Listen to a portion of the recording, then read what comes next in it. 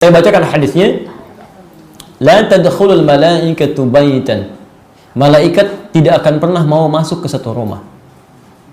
La tadkhulul malaikatu baitan. Malaikat tidak pernah mau masuk ke satu rumah.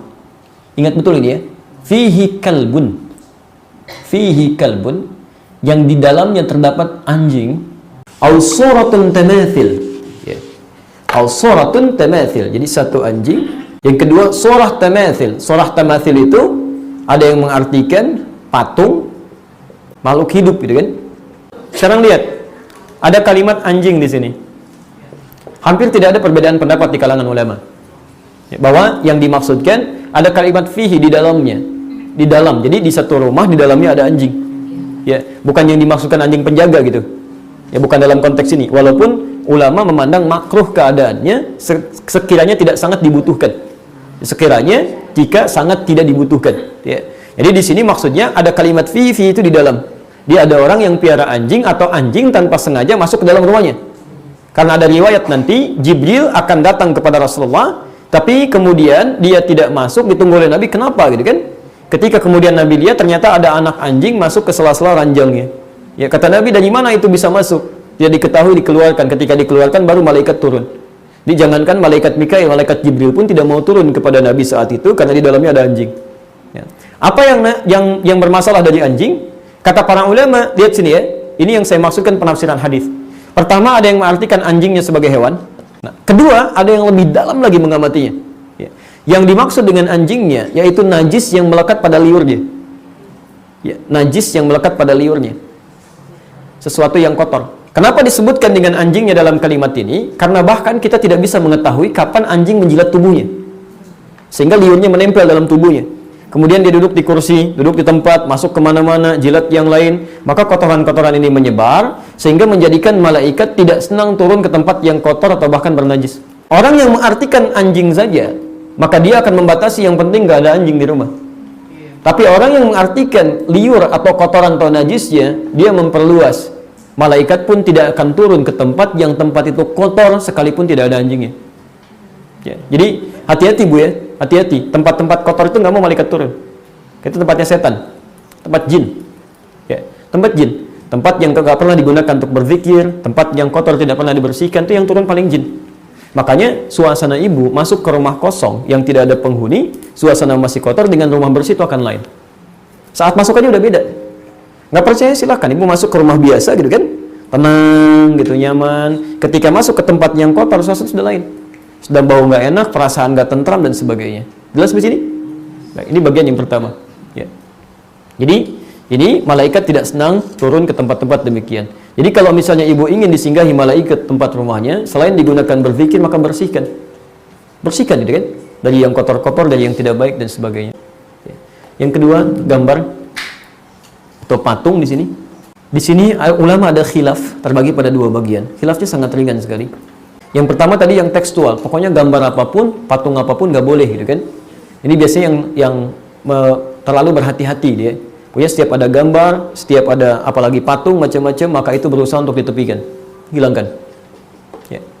Yang kedua, menelusuri dulu maksud hadis ini kemana dengan membaca hadis-hadis yang lainnya. Ternyata ketika diperhatikan, ya. Ibu, di antara istri Nabi ada Sayyidah Aisyah. Ibu kenal? Kenal di mana? Luar biasa. Cuma di sini yang kenal Sayyidah Aisyah, ini tidak. Baik. Sayyidah Aisyah itu ya, putrinya Abu Bakar, istrinya Nabi SAW, itu dalam keadaan kecilnya itu masih pernah bermain dengan boneka dumyah, boneka kuda-kudaan. Oleh Nabi dibiarkan. Padahal kalau kita lihat konteksnya ke sini kan itu termasuk bagian dari yang dimaksudkan di sini gitu kan. Kalau lihat secara tekstualnya. Tapi nanti setelah berumah tangga, beliau pasang sesuatu, kata Nabi, sobek itu, nggak usah ada di sini, gitu kan? Jadi ada sesuatu yang diperkenankan, ada yang tidak. Ketika dilacak oleh para ulama, kapan Nabi memperkenankan, kapan tidak? Ternyata umumnya yang dilarang dari benda-benda ini, patung ataupun gambar-gambar, itu adalah gambar-gambar dan patung yang mengesankan, ya, mengesankan. Satu, ada nilai pengkultusan, atau secara langsung bertentangan dengan hukum Allah. Ada nilai-nilai kesyirikan misalnya di sini. Awas, hati-hati ya. Atau minimal yang punya sifat makruh, membuat kita malas mengerjakan sesuatu. Ya. Misal, maaf ya, kalau orang tua mungkin masih bisa mencerna mana yang terbaik, mana yang harus dibuang. Tapi kadang anak-anak kan suka tempel macam-macam, gitu kan? Idolanya misalnya artis A atau idolanya pemain sepak bola B dan sebagainya, gitu kan? Begitu dia lihat itu jadi semangat, nah itu yang tidak boleh. Ya, jadi seakan-akan benda itu diposisikan memberikan inspirasi seperti benda hidup. Itu yang keliru. Ya, maka dari itu kemudian Nabi pernah melarang tato, ya, dan sampai hari ini larangan berlaku. Kemudian melarang gambar-gambar yang pada masa zaman jahiliyah, memang mereka ketika digambarkan suasana itu seakan-akan seperti mendapatkan kekuatan dari situ. Ya. Supaya lebih berani, gambar tato singa misalnya kan, Masya Allah singanya dari tato pakai singa, nggak begitu ya. Kemudian dia tempelkan misalnya, sama aja nggak akan merubah sesuatu. Ya. Supaya lebih tampil begini, gambarkan ini, gambarkan itu sangat dilarang. Ya, sangat dilarang. Sama dengan anda panjang misalnya. Ya, ada foto fulan, foto tertentu, begitu dilihat, duh, bagus ya, seperti ngelihat kita, misal gitu kan? Nah, itu sesuatu yang sudah keliru. Ya. Apalagi kalau sudah sampai dikultuskan. Ya, dikultuskan misalnya kan, dengan foto tertentu, seakan-akan ibadah menghadap ke situ, macam-macam dan sebagainya, doanya mohonnya ke situ sehingga tidak nyambung gitu kan? Nah, ini hal-hal yang dilarang. Ya. Kalau sudah sampai ke sini, ini yang paling bahaya. Ini yang paling bahaya. Dan tidak ada bedanya dengan zaman jahiliyah saat patung-patung dikeluarkan. Ya. Jadi di sini ulama kemudian yang kedua berpendapat, kalau sekiranya ada gambar-gambar yang melahirkan manfaat yang memang dibutuhkan untuk maslahat hidup manusia, itu ma'fu'anhu sifatnya, boleh digunakan. Ya, seperti misal saya beri gambaran, ini tegas ya, ulama di sini tegas sekali. Saya beri gambaran kayak anak-anak misalnya, atau fakultas kedokteran atau di biologi yang menggunakan rangka misalnya untuk kepentingan penelitian, itu boleh. Sah hukumnya. Ya, tidak digunakan pada yang lain. Ya, ada rangka malam-malam dibawa ke rumah orang, disimpan di tengah-tengah, itu kan? Diajak tahajud. Nah, itu salah. Ya. Tapi kalau dia simpan di lab untuk penelitian, untuk menerangkan nih alurnya ke sini, nih alur ke sini, itu sah hukumnya. Boleh, nggak ada masalah. Ya. Atau juga misalnya gambar kita, foto yang ada di KTP, ada di mana, di paspor, gitu kan? Atau ingin mengenalkan kepada anak dan sebagainya, itu nggak ada masalah di situ.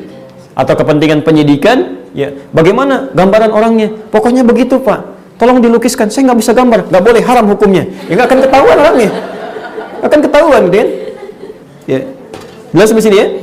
Baik, jadi hal-hal yang sifatnya darurat atau jadi kebutuhan maslahat kehidupan itu masih boleh digunakan sepanjang tidak bertentangan dengan hukum-hukum ini. Jelas saya kira insya Allah. Baik, jadi saya simpulkan dan saya tutup di sini. Jika rumah kita